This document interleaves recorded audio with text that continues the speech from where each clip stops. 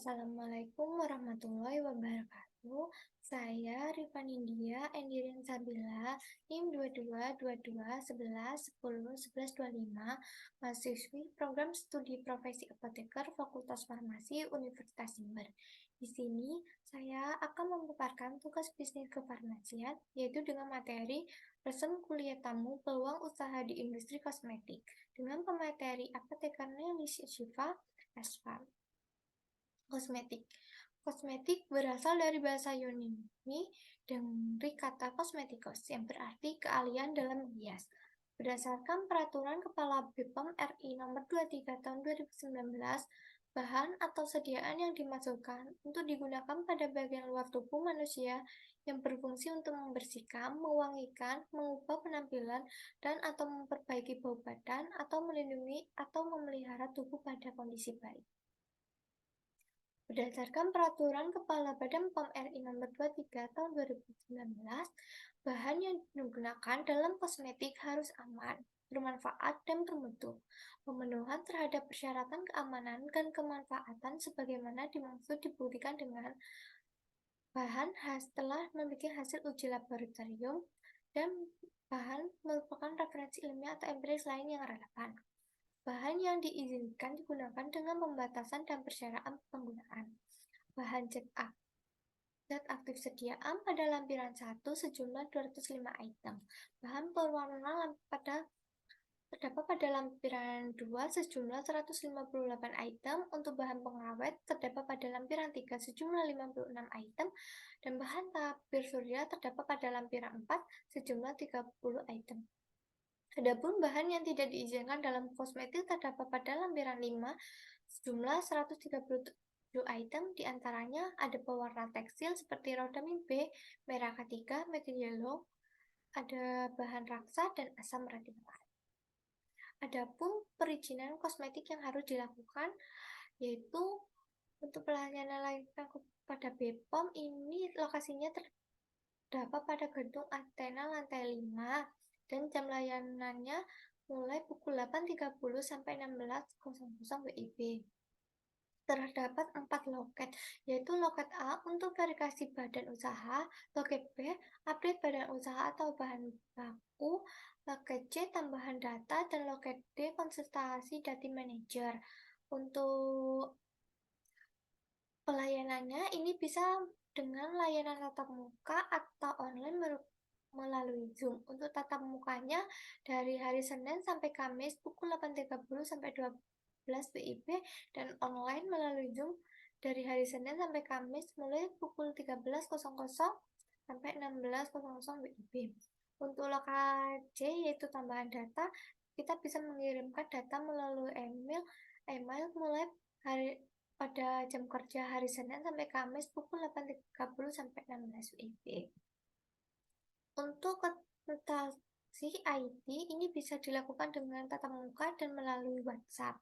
Dan kita bisa melakukan telepon yaitu dari hari Senin sampai Kamis. Untuk konsultasi dengan koordinator, subkoordinator, ini harus konsultasi dilakukan dengan perjanjian terlebih dahulu dan dilaksanakan melalui online dengan Zoom dari hari Senin sampai Jumat. Untuk ketentuan layanannya, yaitu pertama pendaftar antrian layanan loket online dan tatap muka dilakukan melalui antrian.pom.go.id. Selanjutnya, pendaftaran antrian dapat dilakukan 1 minggu sebelum jadwal loket. Yang selanjutnya, pelaku usaha datang sesuai jadwal perjanjian dan antri sesuai giliran. Apabila pelaku usaha belum hadir ketika sudah memasuki gilirannya, pelaku usaha dilewati hingga nomor antrian terakhir sesuai waktu layanan.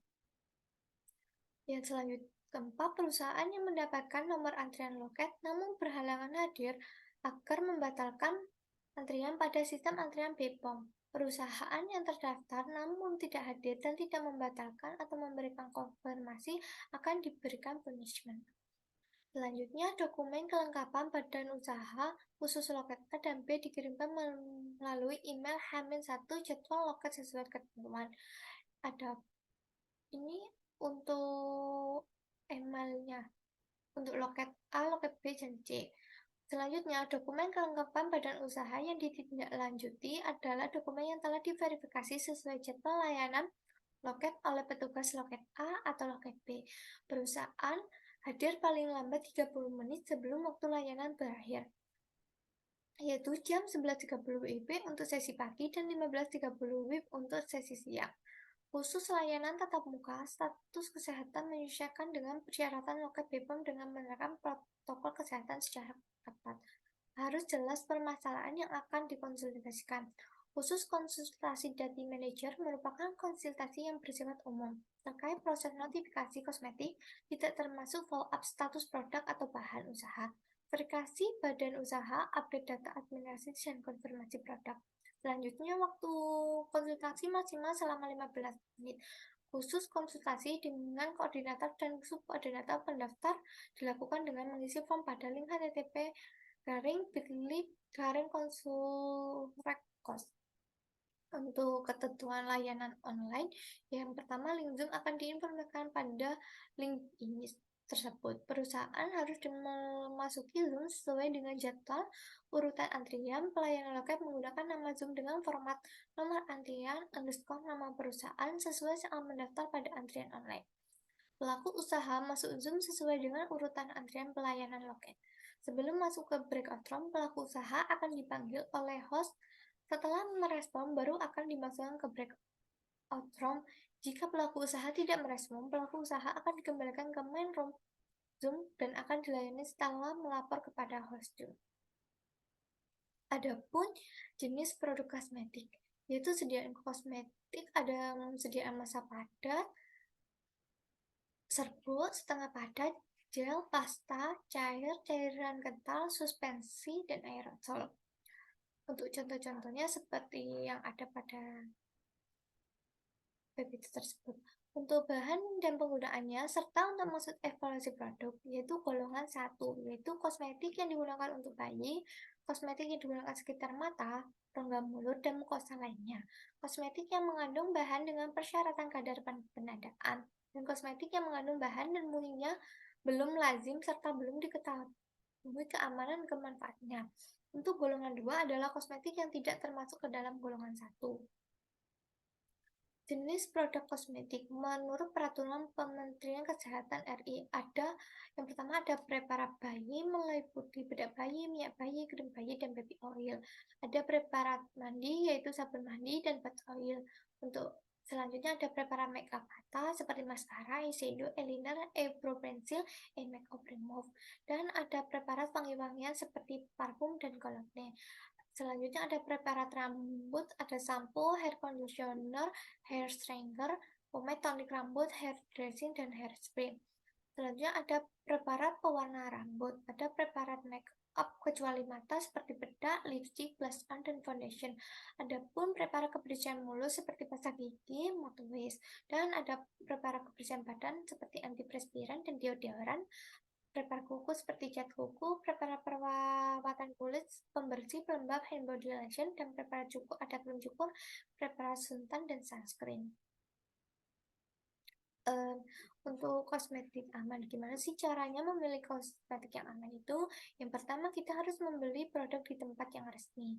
Yang kedua, melakukan checklist pada produk, yaitu dengan mengecek kemasan, cek label, cek izin edar, dan cek kadar luarsa. Kemudian melakukan konfirmasi MIE melalui aplikasi BPOM Mobile. Kosmetik di Indonesia sebesar 71,49% ini merupakan produk kosmetik yang jauh lebih besar dibandingkan dengan obat tradisional dan suplemen kesehatan. Untuk jaminan mutu dan kualitas terbaik, kosmetik harus telah memenuhi uji standar halal dari MUI, telah memenuhi izin edar dari Badan Pengawas Obat dan Makanan, telah memenuhi persyaratan cara pembuatan kosmetik yang baik, dan telah memiliki surat dari ISO. Adapun porsi kerja lulusan farmasi di industri kosmetik.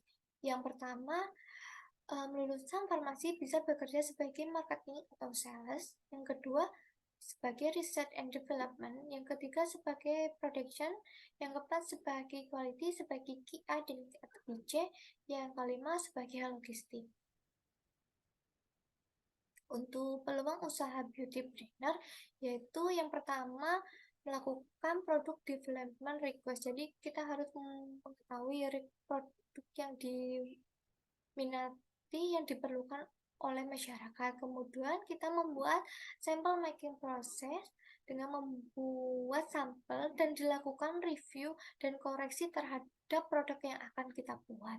Selanjutnya setelah melakukan review dan koreksi, kemudian proses telah disetujui, kita melakukan registrasi kepada BPOM dan HAKI.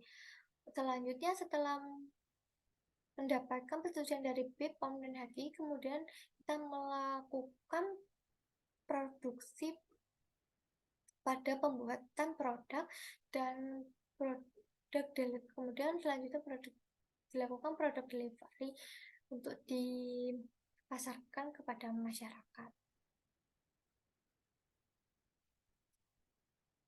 Sekian presentasi dari saya. Apabila ada salah kata, saya mohon maaf. Wassalamualaikum warahmatullahi wabarakatuh.